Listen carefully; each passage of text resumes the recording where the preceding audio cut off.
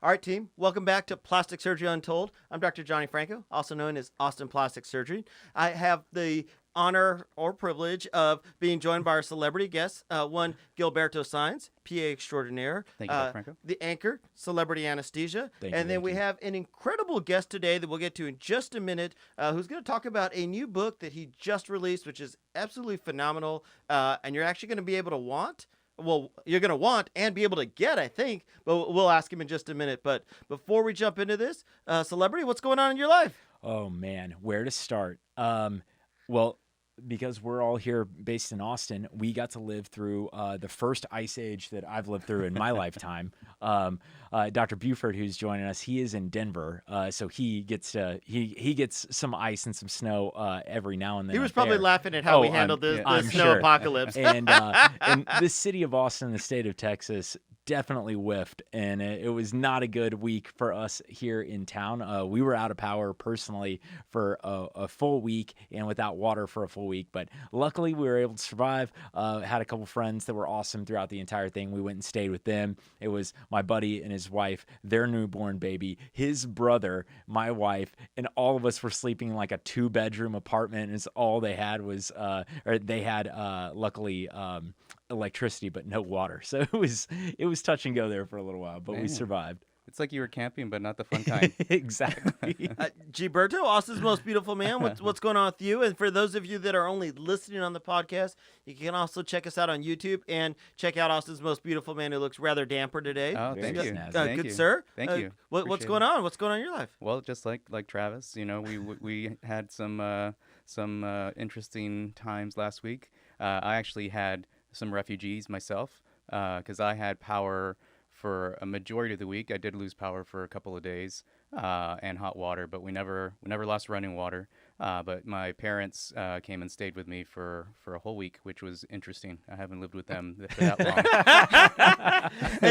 and no TV, no Netflix, no music, Yeah. and just hanging out Yeah. with the folks, spending Just some hanging quality out, yeah. time. Oh yeah, Yeah, good so- time. Wow, that sounds like a lot of fun. Yeah, it was interesting to say the least. We'll circle back to some of the snow apocalypse, but let's get to Dr. Buford, who is I've actually had the good fortune of meeting from being on the Real Self Advisory Board together. I'm on probably 1 or 2 advisory boards. I think you're on like 15 or 16 advisory boards at any one given time, and actually lucky to steal him today because I think he was in a meeting conference this morning where he was teaching a course somewhere else. So appreciate you squeezing us into your busy schedule. Catch everybody up because from the plastic surgery world, you're known as a breast expert for sure, and then you do a lot of consulting for some of the breast implant companies and so forth, and probably what stemmed you to share your expertise on your new book, the Boob Job Bible by Buford, which all makes sense. But tell us a little bit about your practice and you. Yeah, so Johnny, first of all, I'm humbled to be on your show. I appreciate it, and I absolutely love working with you. I'm an aesthetic plastic surgeon. I've been doing this for about 20 years. I'm in private practice. About 5 years ago, I went solo, and never looked back. I do a lot of education nationally. I speak on injectables. I actually speak on surgical nutrition as well too. Wrote a book on that as well too. Work with a company called Mend. I'll throw their name out there if you want great surgical nutrition products. And I do a lot of breast enhancement, and I do body contouring as well. Really to the kernel, the interest in writing this book is the same interest in writing my other books, and that's Beauty in the Business, which is on the business of medicine, and also to Eat, Drink, Heal. And there was an unmet need, and I thought that it's a really fun area. I've seen, being in this for 20 years, I've seen a complete turnaround in terms of how people look at breast enhancement. Before 20 years ago, it was that person getting it. There was a little bit of a stigma. And now, literally, I just met with a minister's wife on Friday. So I don't think you can get any more conservative than that. And I really wanted to dispel some of the myths. I wanted something that was going to really explain this information, mostly to consumers. Not necessarily to medical practitioners, but to consumers in a way that was, not only informative, but also engaging and fun. I don't want to, Johnny, be pretty well. I try not to take myself too seriously. And I obviously named it something funny, Boob Job Bible. Because I didn't want people to think this is this cut and dry academic text. So again, I wanted people to have fun with it, but that's a little bit about my background. And again, thank you for having me on the show. Can I tell you one of the things that's super impressive about this book, and I share with my cohorts, and even as a injector and anesthesia provider, I feel like they understood and everything they need to know about breast dogs after this. But is it because you're being super modest? I mean, you give advice and consulting to people from like Allergan and other people who make breast implant companies. And so one of the things that I think was scary even when we first start talking about this is typically when somebody's such an expert in the field, they have a hard time explaining material in a way that people who aren't experts in this can handle it, can consume it, can actually go through this. And one of the things that I think I was most impressed or taken back by your book was that it's actually has a ton of diagrams. It's not overly wordy. Like you think about this, overall breast book, you're like, let me grab 16 coffees to get through this. And really it doesn't, because there's so many good illustrations. Most of the things, like you have a lot of pros and cons checklists, which makes stuff super easy throughout the book. Stuff that just really makes it easy to flow. And even if you just have a specific question, you can jump to that section, and it's not like reading 600 pages of text. So that's the thing that I thought was super cool about this. If maybe somebody could do this in anesthesia for our patients, but no pressure, no pressure here. Yeah, I thoroughly enjoyed it. I thought it was a really, really well thought out book, and all the information on there was just amazing. Yeah, Greg, I know we're teasing everybody about all the goodness in here. If you don't mind, and I don't want to spill all the greatness of your book, but can we jump into a few of the sections and just kind of go through maybe some of the most common questions that you outlined in the book so that people kind of know? Because this obviously stemmed because you get a lot of these questions over and over and over. And even before we started, you and I talked about it. It's kind of a twofold, right? It's one of these things like, hey, after you meet with me, we can send you home with this book so you can kind of refresh, go back over this. But on the flip side too, and we're talking, the world's changed with virtuals, with online stuff.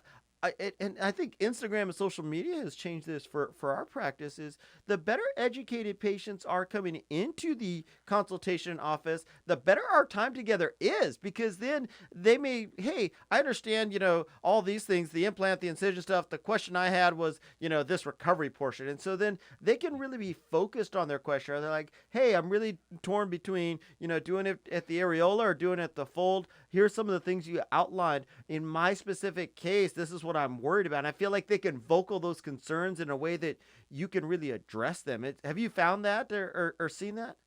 I have. I mean, Johnny, basically what I did is I condensed 20 years of working with patients, and, the most common questions, their thoughts, their fears, their perceptions, their misperceptions, and really tried to create a book that you can curl up in front of the fireplace with a glass of wine or a bottle of wine or whatever, and have fun with it. I didn't want something, again, that was just, you looked at it and like you said, it was 600 pages and just like, oh my God, this is just killing me. I wanted something that you could look at and go, this is kind of fun. I mean, we start out in the beginning with the history of breast implants. I mean, what went well and what didn't go very well, and where did all this come from? And the interesting thing, I've actually had the chance years ago. I actually traveled through India. I spent 2 weeks. I was working with Mentor Corporation, and I'm sure you're familiar with Tom Biggs. Tom was a plastic surgeon. He was a resident with Cronin and Giroux, who actually developed the breast implants. And so we went over there and we actually spoke to other plastic surgeons in India. And I learned a lot from Tom and really became very interested in this area, from far more than just trying to generate a living out of breast augmentation. I really like the history, and I really wanted to kind of convey that in this book, again, in a very palatable, very digestible, notice all the food imagery since it's around lunch, manner. But, and again, it's very tongue in cheek. It's something, it's something that I didn't want to put in there, hi, I'm the best breast surgeon in the world, and I'm so smart, and this is what I'm telling you. Just something, this is more like cocktail talk. I mean, this is like, I'm speaking to patients, not down to patients. In other words, I'm trying to educate, but also trying to, make it a good resource that they'll say, I really want to bring this with me. We do have, and I know we'll go into this, a whole section actually on what you should ask your plastic surgeon, because that's commonly an area where patients were like, well, I got to Google it. I mean, we know the basic things. How many have you done? What's your certification, blah, blah, blah. But also too, the questions that you may not think about asking. And that's why I really wanted this to, this is not a rah book for me or my practice. This is supposed to be a book that, that obviously demonstrates a little bit of credibility, but more importantly, a book that can really help patients through the journey, because it really is a journey, and again, it's fun. And it's hard because there's so much information out there. Sometimes it's hard to organize it in a way that, in your 30-minute consultation, you actually can go over some of these. And so you can kind of highlight in bullet points. Let's jump into a little bit of these. One, the history I thought was super cool, because the history kind of helps understand why we've come to this 5th generation implants, why we've, molded to these gummy bear, highly cohesive gels. And it kind of takes you everything from, way back in the day using lipomas and stuff, and, everything else that we've used that's been epic failures for breast dogs to the really nice designer implants that we have now. And right. no question, 40, 50 years from now, that's only going to continue to evolve. And you being on the inside probably know more than I do of things in the horizon over the next 5 to 10 years. So we may have to have you back for another day, because I want to get into some of the stuff about the book. So we won't get into that today. But let's talk a little bit about the actual breast surgery, because I want to hit up on a few of these topics. Let's start with the first one. Breast implant choices. And so there's the 2 big categories, and you go over them, saline versus silicone. And then you also talk a little bit about round versus teardrop, but give us some cliff notes, common questions, saline versus silicone, gummy bear, what that really means. Yeah. So, I mean, I think, what you're talking about is a lot of different topics. I mean, the difference between silicone and which is often called silicone gel. So they're the two the same. So you've got the gel implants, you've got the saline implants. I would say that, I don't know what's going on in your area, but certainly in Denver, a majority of what we do, certainly from my practice, it's almost exclusively gel. I talk about it like saline implants to me are like a Ferrari station wagon. It's a nice thought. It doesn't really do anything, And so the saline implants, they're the old days of these, huge in your face, hug someone, it feels like they've got water balloons. I don't think they feel natural. And so for me, the silicone gel really does fit a nice niche. Now, that being said, the downside of the silicone gel implants is that they're pre-filled. So if you have someone with a lot of asymmetry, I saw a good example. I mean, I saw someone on Friday where literally she had about a 2-cup difference between her breast. So we do a variety of things to try to even that up. Sometimes with that much asymmetry, the saline are a little bit better, because you literally you take it in its depressed form. You put it in, or its compressed form, and you fill it, and you put your foot pedal on, and it's kind of like filling the tank with gas, and you go, okay, there you go, right there, perfect. The downside of silicone gel is you can't do that. They're pre-filled. And so, you've got to look at basically, most people like myself use sizers, which are temporary implants. So the way I describe it, it's kind of like going to Nordstrom's or any other shoe store and trying them on. So you put them in, you set them up, you see what everything looks like, and so forth. As far as the new more highly cohesive implants, you certainly, if you look at the rates of capsular contracture, rippling from both Allergan and Mentor, I can't quote Sientra's, but those 2 companies, they definitely show a little bit better implant with a cohesive implants. I don't look in between smooth and textured because of the ALCL. And for those of you who are not familiar with that, ALCL is a very rare form of cancer that's been associated with the textured implants, not with the smooth implants. And so because of that, I personally don't use textured anymore. I used them for a little while. I work with a lot of bodybuilders, for example, a lot of female athletes that don't have a lot of breast tissue. And so my thinking with the textured shape was that I was, normally the breast shapes the implant. With a textured shape, the implant shapes the breast. What I found, at least in my experience, and some guys are going to disagree with me, and that's absolutely fine. It just depends on what's in your toolbox. For me, the texture just, for all the risks, the complications, potential AEs, the increased cost and so forth, it didn't give me a result that was like, oh my God, that's so much better. So I've gone back to using smooth round. And I absolutely love them. And I think there's, what I love about it, there's so much art there's so much art to choosing an implant, the type, the size based upon that, the patient's height, their weight, their shoulders, their lifestyle. I mean, how active are they? If I work with a judge in her early 50s, certainly I'm not going to put 800s in her. I mean, it might make a very interesting court experience, but it's all about really ideal. I mean, it's same thing in your practice. That's the fun part about it. I agree.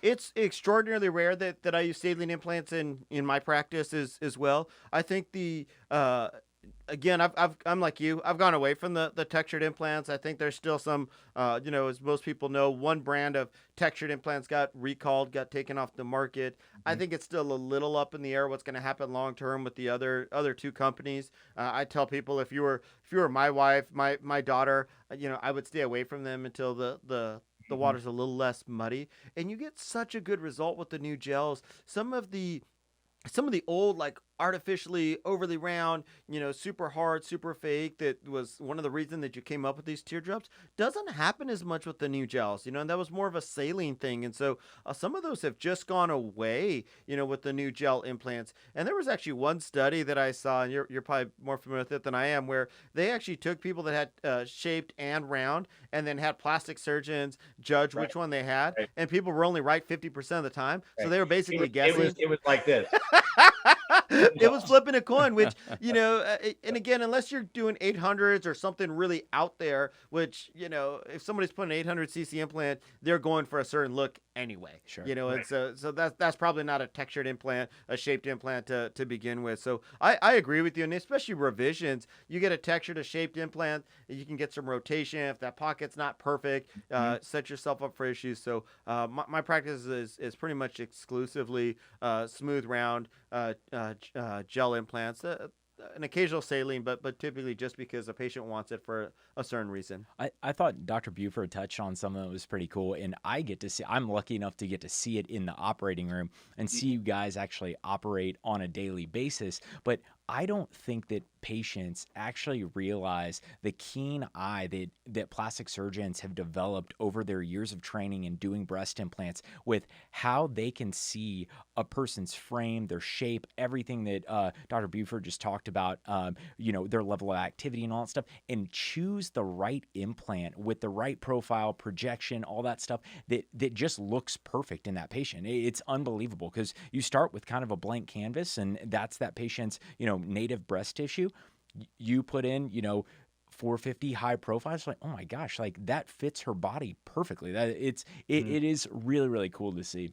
But also, you alluded to it, also understanding, because I think with the new implants, there's a wide range of the different profiles and so forth. So we have a little bit of choices and a little bit of room to play in what fits people. And then that's where we come, trying to get into their head of like what their actual aesthetic goal is, so we can guide them a little bit. And that's right. We do the sizing where we put the bra, tank top, have them put some implants in the office.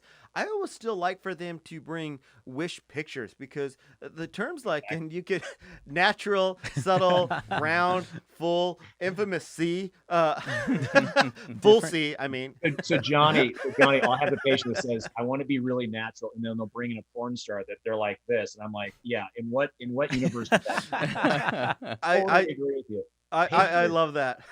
For me, I have them bring in a volumetric look, not a shape of the breast, because as what you start out with really is going to determine, for the most part, what the shape's going to look like. I mean, you're only making it a little bit bigger, unless you're doing something like fat grafting, which we're actually doing a lot more of now, which I love. But the implants are kind of all or none. It's more of a kind of a overall volume kind of thing. But what I'm looking at though in the pictures is, what is the volume relationship you're looking at? I mean, you can tell me C cup, D cup, but if you go to Victoria's Secret, Nordstrom's, whatever, it's all different. But what I'm looking at is the volume of the breast tissue, the overall breast, relative to shoulders, hips, flanks, everything around it. And you're looking at all these things, and to the comment about the artistry of it in the OR, I would agree with it 100%. It's funny, because I try to explain that to a lot of people, and they're like, oh, you're just making breasts bigger. No, not even close.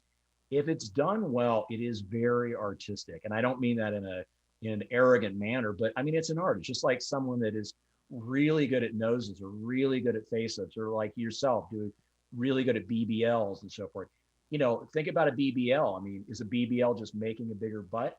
Absolutely not. It's increasing the size, but also respecting dimensions, proportions, ratios, all those kind of fun things. And the more you get into it, the more you dive deep and understand the art better with a good aesthetic eye. And that's really what you should look for in a plastic surgeon, is that aesthetic eye. But for us, it gets fun. And the flip part for you, especially someone who's already known in your region as a breast expert, because correct me if I'm wrong, but a good percentage of your practice is actually breast revision surgery, Right. and that's tweaking stuff that maybe didn't go right for a host of different reasons. And you and I have talked about this on previous I think IG lives and some other stuff, but trying to, one, what can we do? Also telling patients when, like, hey, you need to leave good enough alone, and that's where I think having a real expert that's not looking for business, not just trying to like fill a day, can be like, hey, look, you just need to let this be, and we've talked about that. It's funny, to your point. My mentor at Georgetown, Scott Spear, I mean, rest in peace. He once told me that the most important and the least often used term by a plastic surgeon is the word no. And so I agree with you 100%. A lot of times you have to tell your patients no. You look very good. I saw a couple of patients last week in consultation, second consultation. They were operated on by other plastic surgeons in my area. And they're like, I don't know if I'm really happy with the results. All three of those patients, I actually told them, here's the thing, do you have a perfect result? No, but it's really a good result. And the saying, Johnny, the enemy of good is better. Okay. And when you try to go, oh, I can make it just a little bit better, you've got this much potential for making it better, and you got this much potential for jacking it up. So Absolutely. 100%. I tell them, if the risk of, if the odds aren't better of me making this better than making it worse, we don't need to be doing this. See you later. Exactly. But I'll tell you what, though, when I was a little younger, a little dumber, I was like, oh, I can save the world. I can do this and whatever, I'll stretch this. I can make it better by a little bit more. No. Surgery is a lot like golf. No matter how much you do it, the more you realize it's humbling. And tissue, the only thing that's predictable about tissue is the fact that it's unpredictable at times. Mm-hmm. So, as good as we get, I mean, we can, you and I have both been doing this for years. I can't tell you how many times you go in the OR and you're scratching your head going, this case should go a lot easier. But thank God I have the wherewithal, the creativity to kind of think my way out of the box on this part. But that's also to the fun of it. And that's why you mentioned I do secondaries. I do probably about 70% secondaries and 30% primaries. And for those of you watching who don't know what that is, secondaries are basically the fix-its. If you're familiar with, like the show Botched, I mean, I see some crazy stuff. And the crazy thing is, some patients will come in and go, yeah, I want this. And you look at them and go, excuse me, no, you need something completely different. Mm-hmm. And here's why. So it's also too really trying to set the bar very high, but at the same time, understanding what you can and cannot do. Because as good of a plastic surgeon as you and I are, I mean, ultimately the tissue wins, and so we've got to really figure out, what can we do and what can we not do? And those are the two things that I always tell patients. I always emphasize, I can accomplish this. I cannot accomplish this. And they may leave disappointed, but as I always tell them, I'd rather have you be disappointed and that I can't do something versus me taking an awful lot of your money, knowing that I can't accomplish something, and then you being unhappy with me a couple months later, right? You said that to me probably about 6-9 months ago when we were on a group chat something, and so I've stolen that line from you, and so I use it in my practice now. I do. I want to keep moving on because there's so many good topics. I mean, these are topics each on their own. But one of the questions I get, I feel like it become much more common. Question I've gotten more commonly is whether to put the implant above or below. And I would say in my practice, I typically put the implant below the muscle or some type of a dual plane. probably about 85% of the time, unless there's a good reason, and we can get into those. I know you do a lot of athletic people, a lot of bodybuilders, some models, things like that that are very thin. What do you do, and how do you treat the animation deformity? Because since we've gone away from textured implants, because the old teaching, and I don't feel like I'm that old, but even when I was in residency, was that if you're going to put above the muscle, use a textured implant, and we've both gone Mhm. away from it. So I'd love to hear your thoughts. Yeah, great question. So if I'm doing a secondary, if I'm doing a revision and the implant's already in the subglandular plane, which is the plane above the muscle, then I'll tend to use a more highly cohesive implant, less Mm-hmm. rippling, so forth. There is a possibility though of them flipping, so you've got to be very careful. You got to warn the patient about that. I don't think it's as common as we'd like to think it is, but um, in reality, though, as you mentioned, though, I work with a lot of athletes, a lot of people that are in really good shape. Denver, Colorado. I mean, if you're 5'6" and you're over about 120, you're morbidly obese. So I mean, everybody's so in shape that they don't have a lot of breast tissue. And then the other thing too is when I get these fitness competitors or athletes that work out so much, um, they actually, I think, burn up a little bit of their own breast tissue. So for the most part, I like to put it below the muscle. And I know it's controversial. When you do that, you're going to have animation when you move. So when if someone's doing this and they're lifting weights or they're doing something with their pecs, they're going to get what I call the dancing breast. I mean, it's going to move, and you don't get as much of that as if you put it above the muscle. The problem is if you put it above the muscle, you don't have as much soft tissue coverage. In terms of treating animation deformity, I think there are probably better people than me that know a lot more about that. I mean, I usually will try to go and just place it above the muscle. You can do a split muscle technique as well too. There's a variety of things you can do, but I think that's a hard one. And so, and this is going to sound cheesy, but the way that I try to uh, best treat it is to not create it. And I know that's it sounds ridiculous, but it's create the animation deformity is essentially when you get like the little bit of window shading, get the Mm-hmm. muscle kind of rides up. And it's generally from over dissection, very over vigorous dissection of the medial portion, the middle portion of the pec major muscle.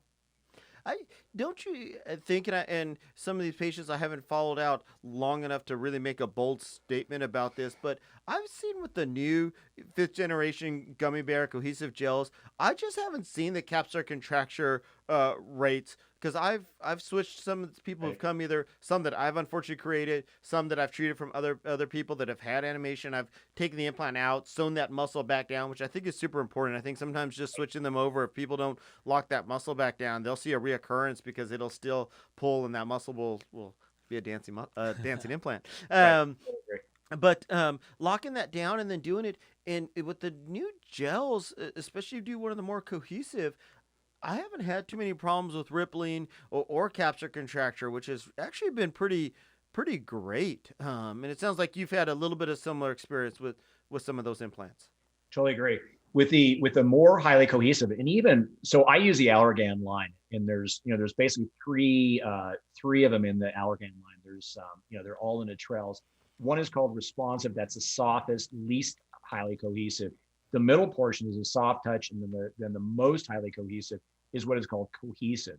It's the same cohesivity or thickness or bonding of the silicone that was in basically the gummy bear implants, but with a smooth non-shaped implant. I use that a moderate amount, but by far and large, whatever that you want to say, the most common style that I use is actually the soft touch, which is right in the middle. Mm-hmm. I find that it's kind of that Goldilocks effect. It's not too cold, not too warm. It has the benefits of both, but without the disadvantages.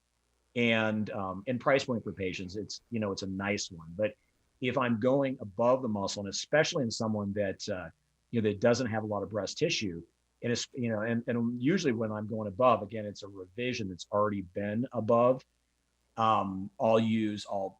For almost always, I'll recommend the cohesive because I do think they have the benefits that you were talking about. And in terms of CapCon, which is what we call capsular Mm-hmm. contracture, CapCon rates for me, I mean, I don't see them very often. I think the newer implants certainly have a lot less of what is called gel bleed.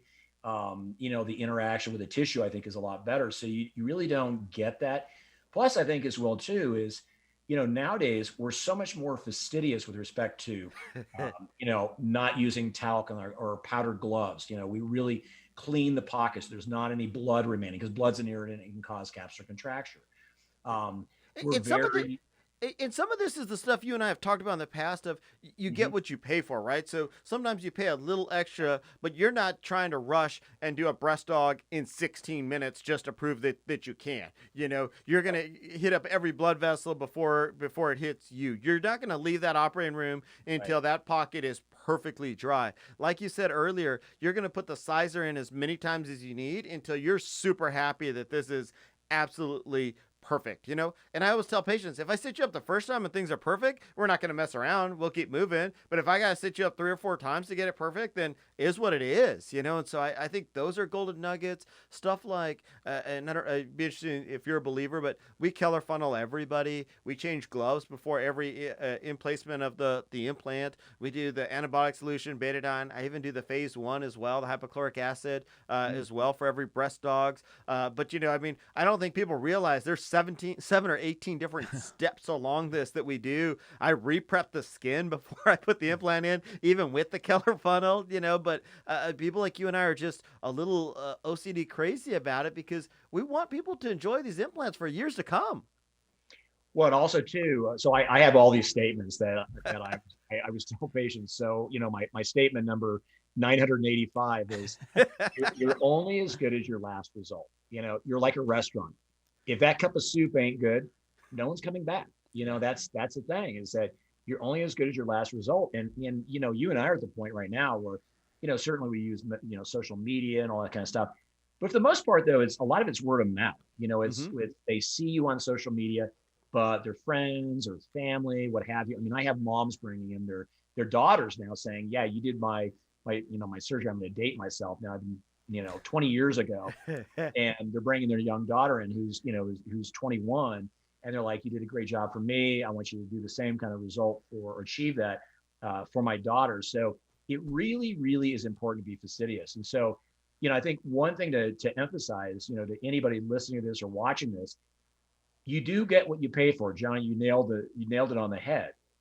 You can get people that are cheaper than you, and they're cheaper than me. And I always tell patients, what, I'm one of the more expensive in Denver. And certainly if you go around our states, I'm one of the pricier guys, but I know my stuff. And what I always tell them as well too, in addition, is it costs far more to fix a bad result than it's done right the first time, and once you do fix a bad result, the problem is, and this doing secondaries, your tissue is never the same. There's nothing better than dealing with virgin tissue, because it hasn't been altered by scar tissue.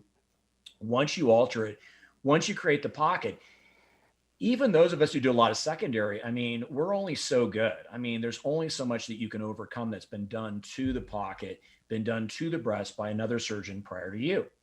So it costs far more to get it done, right the second time than it does to make it right the first time. And we don't, the other thing I tell them is, I'm not going to leave the OR until I can confidently go out and tell your friend, your significant other, your husband, your wife, whatever, that I'm really happy with the result. And I would put my stamp of approval, my seal of approval on that.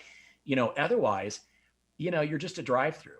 You're just McDonald's for breast, and you're setting that standard. But those little steps, I'm pretty fastidious. It really doesn't take me long. And I'm usually like mid-30s, maybe 45 minutes to do a breast dog. But it's because it's one thing I'll point out, it's not just me. I've done thousands of these, but it's also too, we have such a good team. And you know how this is. When you have a great team and you're in flow, you're just, everything is going from A to B to C to D just beautifully. It's almost, the way I describe it, it's almost like a dance. It's almost like orchestrated, choreographed, and it's so much fun. It's such a pleasure doing that. But you go along and you take every step, and every step is very, very important. And you don't cut steps. You don't take shortcuts. You do everything you can to try to create the best result possible. And I'll tell you what, taking 10, 15 extra minutes, if that's going to require, if it's going to take extra half an hour, you do what is required, because otherwise you go by your gut. And if your gut doesn't tell you that it's right, if your gut says, that size just doesn't look perfect, or, you need to really do something with the pocket, it looks a little bit crimped laterally or what have you, you know how it is. I mean, those are the things when you're a young surgeon, you don't go to sleep. I mean, you're sitting there going, gosh, should I have done this or should I do this? So I've learned if I have a gut feeling that I should do something additional in the OR, I'm going to do it. And I'm going to take as much time, because again, you're only as good as your last result. And if you think about it, 10 or 15 minutes for something they're going to have for the next 10 or 15 years, right? Yep. That was exactly right. But I think a lot of people are just like in this speed race. They're like, I've got to do it fast. I've got to do it fast. I've got to get out to lunch and so forth. Well, that one patient on your table could represent 20 referrals. Yep. And it's very short-sighted not to think of that way. And if they don't, you just have to have the pride. I mean, you and I, all of us in this room, I mean, we do what we do because we really enjoy it. I mean, my modeling or astronaut career didn't work out, so I had to do plastic surgery, but it's a hell of a great way to earn a living. But at the end of the day, you also too, you want to feel like your brand, and we are all brands. I mean, that's really important. We're all effectively brands. What do you want your brand to say? What's the quality? I mean, do you want to be Louis Vuitton, or do you want to be, I don't know. I can't. Yeah, because celebrity was torn between celebrity anesthesia and average anesthesia, and so it was kind of a toss up at that point. Yeah, right? Greg, we're running a little short on time, but I don't want to skip over, because another important section in your book is talking about how to choose a plastic surgeon, and we've talked a little bit about it on our podcast when we've talked about, and maybe Gilberto can jump in here when we've talked about choosing an injector and med spas and stuff, and that's a topic for another day. But give us a few key points when people are looking at a plastic surgeon, because there may be people in Florida and New York listening that aren't going to see either of us. But what are some good questions or some things that you would push people to do when they're trying to do that process? Well, before we go to specific questions, one thing that I will say is ask the questions. This is your body. This is your future. Yep. I mean, but seriously though, I think a lot of people think that they're going to offend us. I always tell people, how many times do you get asked if you're a board certified plastic surgeon? I can only think of one time in the last 6 months. Right. I mean, I rarely get asked. So I always tell people, look, I'm board certified. I've done all this stuff. I've been in practice this many years. I have knock on wood, I have no litigation against me.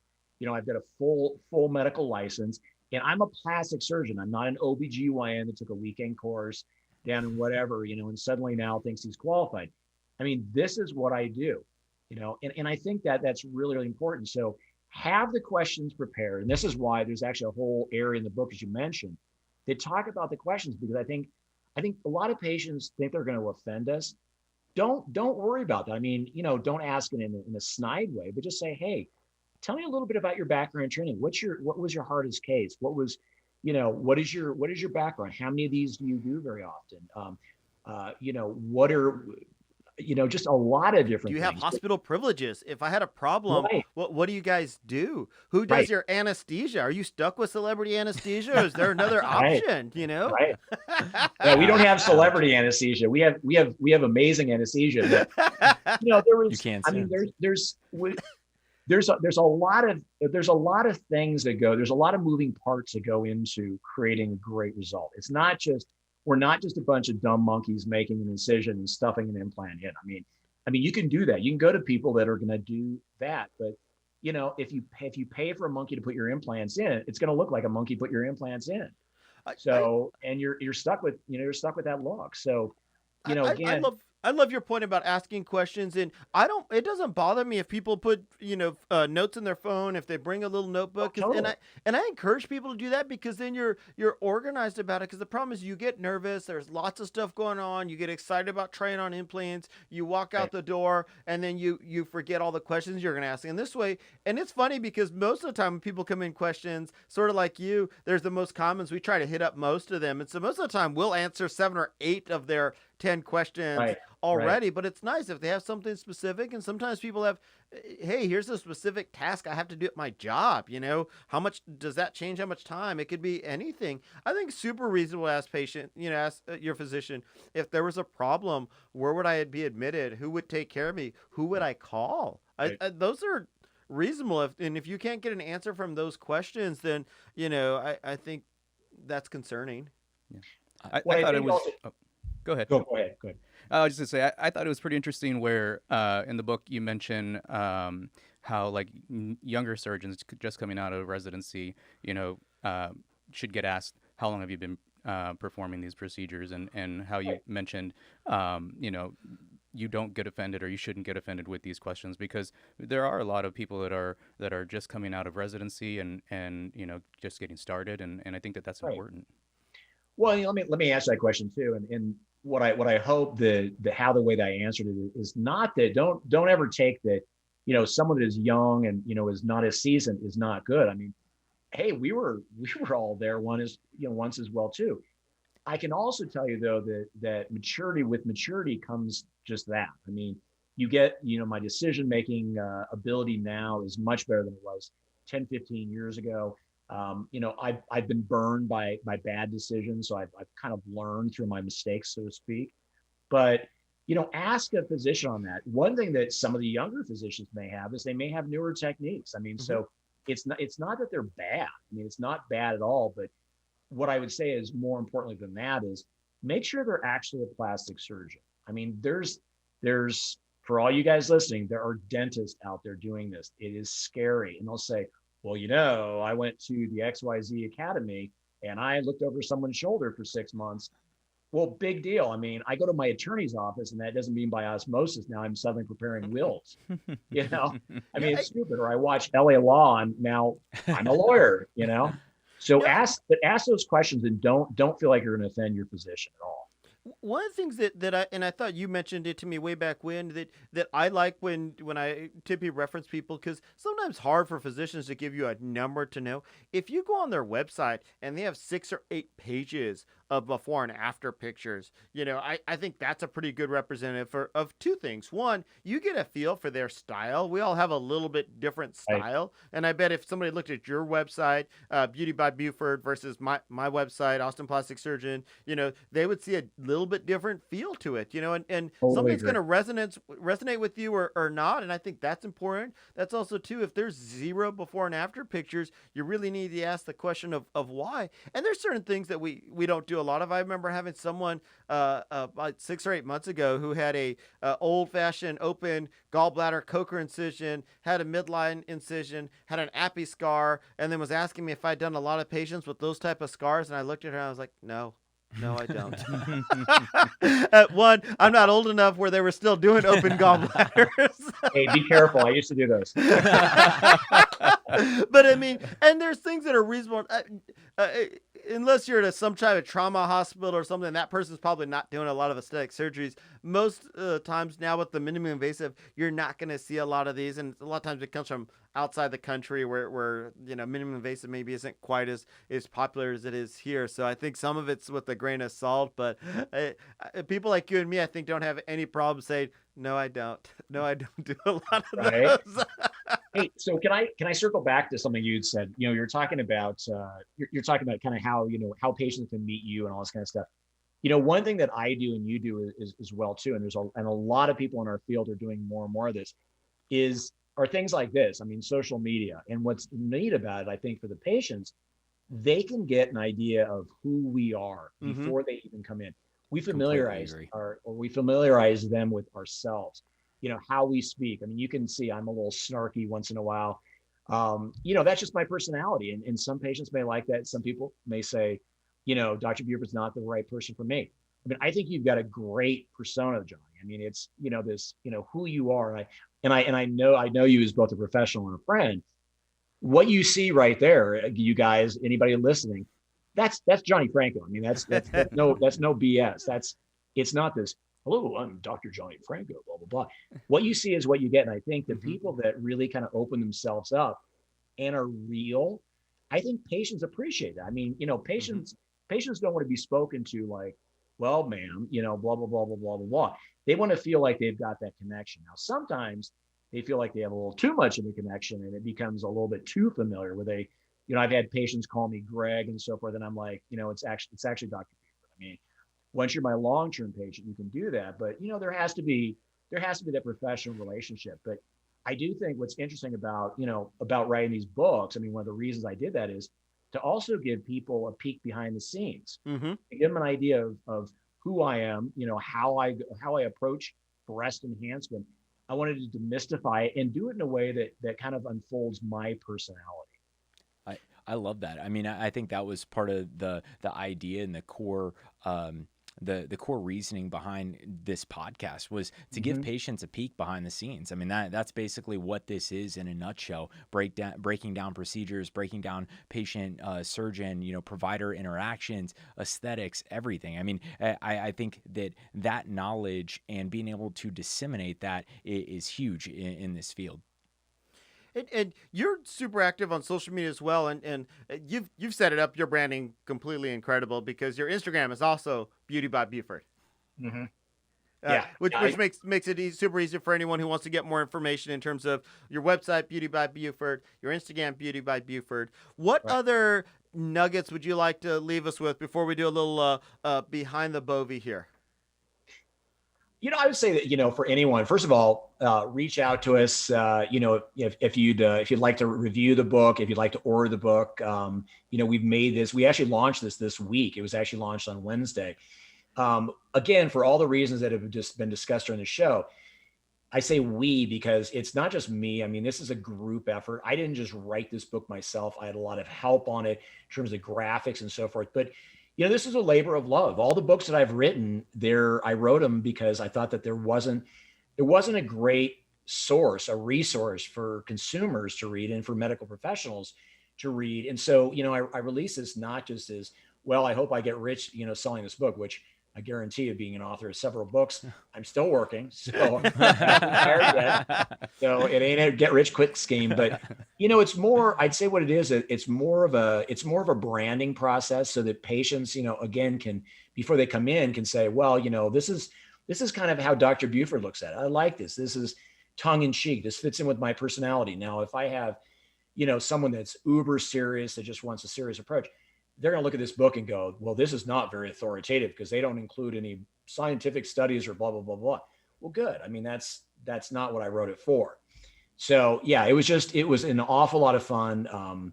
And me, Johnny, I mean, I always like my little projects and so forth, but it was just a way to reach out to patients and make my mark, leave something behind. I think you're going to leave a lot of marks in not just this book, but we do a little section called Behind the Bovie. What's one little nugget about breast augmentations that a person might not know that's not in the medical field that's kind of cool and interesting? I can say a couple things. One, breast enhancement is not just about creating volume. It goes far above and beyond that. It's for creating volume. It's for restoring shape. It literally can be life-changing. I mean, I've had patients that come in and say, I can't get intimate with my husband, my significant other, because, I've lost a lot of weight. I've had gastric bypass, my breasts are deflated, or, I've had kids. I don't feel like a woman. I don't feel feminine. So it really, for me, I mean, it's a game changer. It really, this whole thing of like people saying, oh, it's such a vain thing. It couldn't be farther from the truth. I've operated on people in the military, police officers, firefighters, corrections officers, MMA fighters, people that jump off buildings in those squirrel suits. I mean, I've operated on the whole gamut, and it's so much fun learning what everyone's story is. So, I think I would conclude with that is just, it's really breast enhancement and really aesthetic medicine in itself. If you find the right practitioner, what I would look for is not only for talent, but also for passion, because you can have all the talent in the world, but if you don't have the passion, you're not going to stand behind the results. You're not going to take that extra step. As you can see with you, Johnny, with me, with the two of you guys, we all have passion. We're doing it. This is a Sunday and we're doing this. Why? I'm not getting paid for this. Why am I doing this? Because I mean, Johnny's going to send me a nice bottle of wine. He didn't know that, but Yeah. but we're seriously though. Back to the passion thing though. I mean, look at us. I mean, we're taping this on a Sunday when we could be out playing golf or doing whatever. We do this because we really enjoy it, and for us, it's fun. And so, I mean, I plan to practice for a while longer. And quite honestly, when it's not fun anymore, I'm stepping aside and I'll let the new generation come in. But until then, I'm going to continue being as hardworking and as full of ADD and doing all these multiple things and so forth. You know, not because I don't have anything better to do, but because it's a fun area. And for me, it's very personally rewarding as well, too. It really is, knowing that I think, you know, what you're doing with your podcast, you know, what I'm doing with my books and so forth. Little spin out. I just started a training institute. So called Core Aesthetics Training Institute. I mean, that's a whole nother venture. So these things are all passion plays, so to speak. And they're, again, I wanted to make a mark so that years down the road, people will say, well, what did you do? I want to just say, well, I did a lot of breast dogs. I want to say, actually, I was the author of this. I was a founder of this. I did this, and I left things behind, and things are different now because I participated. And that to me is a genuine reason for doing this. I feel that. I like It's that a always lot. like, you know, how are you going to leave your mark going Your forward? legacy, yeah. Mhm. Right. What about a little, can we do a little quote of the day? Do we got Yeah. a Yeah. quote? Got one lined up right here. Yeah. I think this is actually very fitting with Dr. Buford's book. This is from Kofi Annan. It says, knowledge is power, information is liberating, education is the premise of progress in every society, in every family. That was I Totally. found that. I completely agree, and I think, you know, having that knowledge, having that empowerment, I mean, that's huge for patients, and just coming in and knowing ahead of time what questions to ask, how can I be as prepared as possible as a patient. I think that these are all great things, and the book, you know, just another way that patients can get more knowledge and understanding about what they're getting into. Thank you. I love that quote. And I mean, what you said though, knowledge is power, information is power. That's really, if you look at it nowadays, I mean, it's how to live a life well lived. You need to have that knowledge. You need to be able to have those resources and know what's going to help you create that perfect lifestyle, that perfect whatever it is for you. But it does start with information. Agree. Absolutely. Greg, I can't thank you enough for taking your Sunday to come join us, and so truly appreciate it. For those of you that listened, we'll actually put this on our Instagram. We'll put it on the Plastic Surgery Untold website so you can reach him. But his website is Beauty by Buford, and then his Instagram is also Beauty by Buford. So if you have any more questions, feel free to DM him to go on his website, and he's got lots of before and after pictures. So help with that. And then I think I saw on your Instagram there's actually a link to your book as well. There is. That up? There. Yeah, Perfect. there is. Yep. Awesome. Thanks again. Yeah, And thank you so much. Thanks for coming. thank you all for listening. Appreciate it. Plastic Surgery Untold, greatest podcast in the world, as voted by us. See you guys. Bye.